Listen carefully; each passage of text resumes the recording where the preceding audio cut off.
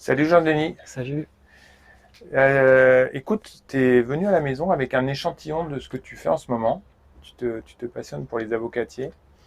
J'avais envie en introduction de juste dire que tu es une personne un peu particulière dans ma vie parce que quand j'ai rencontré Aurélie, j'habitais chez toi.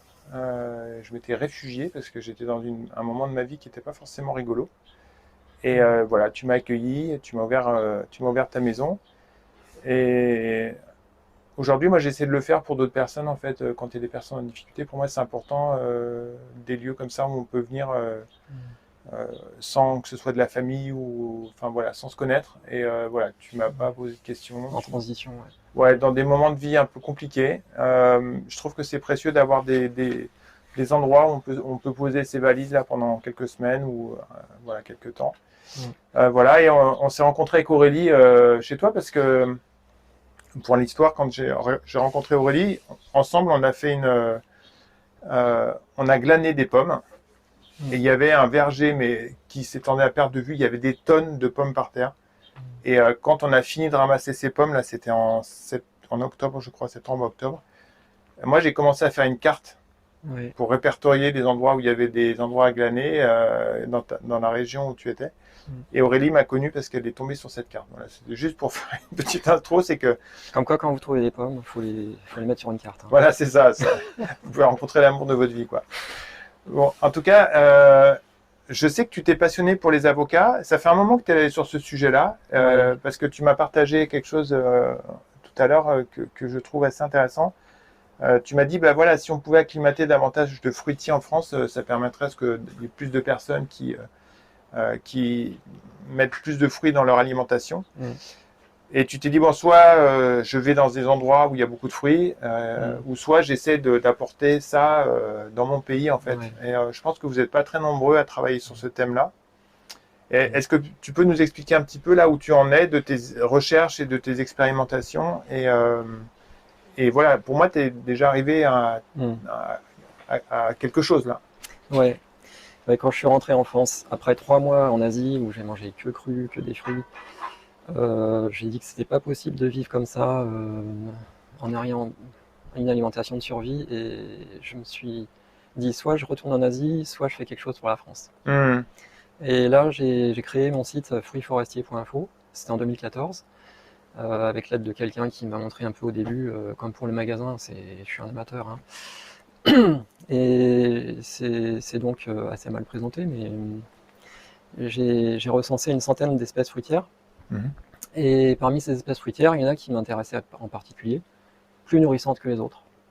Donc plus riches en protéines, comme l'avocat, le morus, le kiwi, à ma grande Mhm. surprise, le cherimoya. Mhm. Et pour info, tu manges 4 kilos de kiwi, tu as toutes les protéines qui sont officiellement recommandées. C'est étonnant parce que c'est plein de flotte, mais Hmm. ouais. Et pour les avocats, c'est 2 kilos. D'accord. Donc ça fait partie donc de mes priorités dans ce rêve d'autosuffisance alimentaire pour la France. Hmm. Et du fait que aussi, je trouve que dans les pays où je suis allé, il y a une certaine tranquillité de vivre, où la vie est simple. Moi, ce qui me vient à l'esprit, c'est la vie est simple quand je suis là-bas. Hmm. Et parce qu'il y a pas le froid et il n'y a pas la faim. Il n'y a Ouais, pas le ouais. risque d'avoir faim, parce que la nature est généreuse. Et je me suis dit que si en France on avait la même chose, peut-être qu'on arrêterait de nous dire au lycée qu'il faut travailler là où il y a des débouchés et pas forcément là où c'est utile. Hmm. Et c'est ce qui m'a un petit peu fait réagir à ce moment-là d'ailleurs dans mes choix de vie. D'accord. Ils n'étaient pas greffés à l'époque, hein. Ok, C'était parce que déjà à l'époque, tu avais fait une sélection. ouais, Alors, moi, tu es en train de faire de l'agronomie appliquée là, avec ce ouais, que tu me racontes là. Tu me mm, dis, je plante des centaines d'avocatiers, je garde ceux qui crèvent pas. Enfin, en ouais, gros, ouais, c'est un peu le. ouais, Mais là, tu fais de la sélection naturelle ouais, parce que tu bénéficies d'un grand terrain là près d'Aix-en-Provence. Et mm. là, comment tu t'y es pris là pour les espèces qui sont derrière nous du coup? Alors là, j'ai pris des porte-greffes qui sont reconnus agronomiquement D'accord? pour être très résistants, ce qui est rare. C'est-à-dire que dans les cultures dévastées par les maladies des racines, qui s'appellent le Phytophthora, Oui. il y avait un ou deux survivants, le Duxet et le Taureau Canyon. D'accord. Donc c'est deux. Ça, si tu parles des porte-greffes là, hein. Voilà, c'est des survivants. Et là, c'était en Amérique, ils se sont dit tiens, mais ceux-là sont résistants, on va les multiplier pour faire des porte-greffes, un peu comme on a fait pour la vigne quand il y avait le problème avec la vigne il y a beaucoup plus longtemps. Donc j'ai pris des racines qui sont vraiment résistantes au Phytophthora. D'accord. Ça, pour l'avocatier, c'est vraiment très important. C'est son point faible, hein? Oui. L'avocatier, le point faible, c'est les racines. Oui.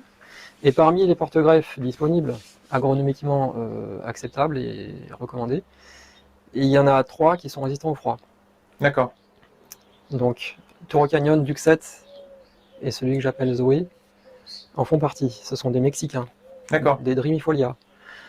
Des Drimifolia aux racines qui ont été expérimentées sur des milliers d'exemples. Des milliers d'exemples depuis 30 ans. D'accord, donc il y a un peu de recul quand même. Voilà. Là-dessus, en fait, les problèmes, c'est que les grossistes espagnols vendaient que des plantes en pot et greffées avec des variétés espagnoles. Ok.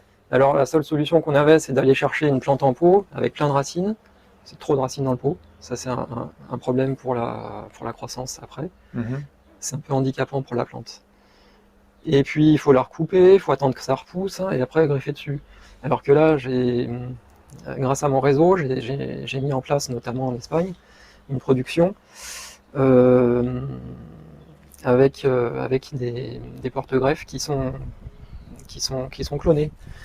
Alors, quand on dit cloné, ça veut dire qu'on a un semis ici, on fait la greffe du porte-greffe qu'on veut reproduire, et ensuite, on déroule le sac. On fait pousser dans le noir d'abord, par étiolation. Il faut qu'il pousse dans le noir, qu'il y ait une pousse blanche, parce qu'il n'y a que les pousses blanches qui peuvent faire des racines. D'accord. Ensuite, on déroule le sac, on le met à la lumière, on met de la terre, et ça va faire des racines.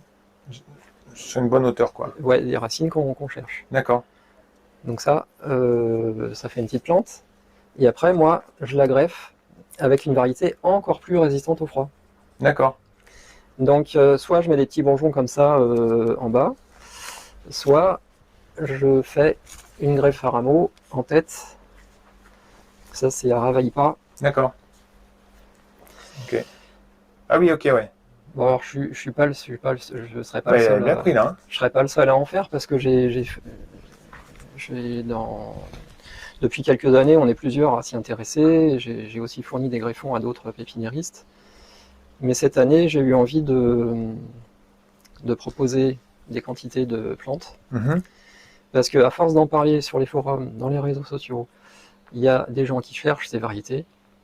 Et comme personne ne les propose, il y a des propositions mensongères malhonnêtes qui apparaissent. Il y a la malhonnêteté là. Donc, je me suis dit, c'est pas possible. Ça me fait...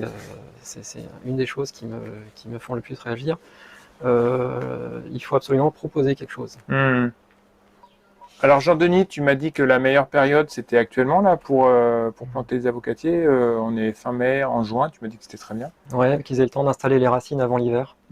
D'accord, ok. Et là, c'est là où on a le moins de risque de casque, entre guillemets, quoi. Ouais. Et donc tu m'as dit, voilà, donc tu proposes ces plans, je pense que tu dois être un des seuls en France à faire ça. Pour l'instant, vous n'êtes oui. pas nombreux, quoi, hein, des avocats qui résistent au gel. Il y a plusieurs personnes qui s'y attellent, donc à qui j'ai fourni aussi des greffons. Et un jour ou l'autre, on sera plusieurs à le faire. D'accord, super, oui. Donc les gens peuvent aller sur ton site. Je vous invite vraiment à lire. Il y a beaucoup d'informations. C'est assez dense, mais intéressant. Moi, j'aime bien les passionnés comme toi là qui vont au bout des choses. Il y a de quoi lire. Hein. Il y a beaucoup de lecture. Ouais. Non, mais on sent que c'est quelque chose qui te plaît et qui t'enthousiasme. Et puis voilà. Et puis, écoute, j'espère que je pourrai t'envoyer des photos de mon avocatier qui aura de l'écorce à un moment donné. Donc ça voudrait dire qu'on a gagné le pari. C'est ça. Voilà. Et tu disais qu'il était important aussi de les protéger en hiver. C'est important de le souligner quand même les 3 premières années. De les protéger du gel, enfin quand même de les protéger du gel. Tant que le tronc est vert, il est en danger. Voilà, ok. Après, quand le tronc est plein d'écorce et que les premières branches ont de l'écorce, là, on peut arrêter de le protéger. D'accord, ok. Donc ça, c'est un bon signe, quoi. Ouais. Super. Rendez-vous sur le site de Jean-Denis et puis écoute, à très bientôt. À très bientôt.